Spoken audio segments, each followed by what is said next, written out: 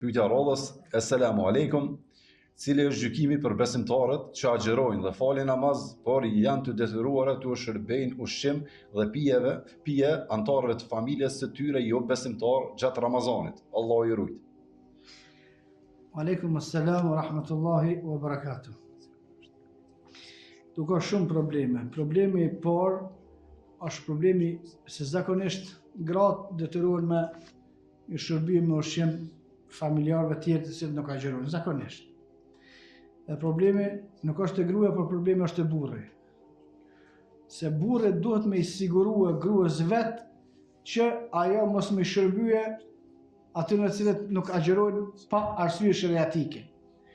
Për shkak se më shërbyje në agjerim atyre të cilët nuk agjerojnë me arsye shariatike, është këtë në rregull. Tash çështja e burrit ose gjunohet me të cilat detyrohet në farë forme, se nuk është që kanë detyruar bashkë me myt, po gjunohet të cilat i ka gruaja i shkojnë automatikisht në përgjegjësi të burrit, se kjo është përgjegjësi.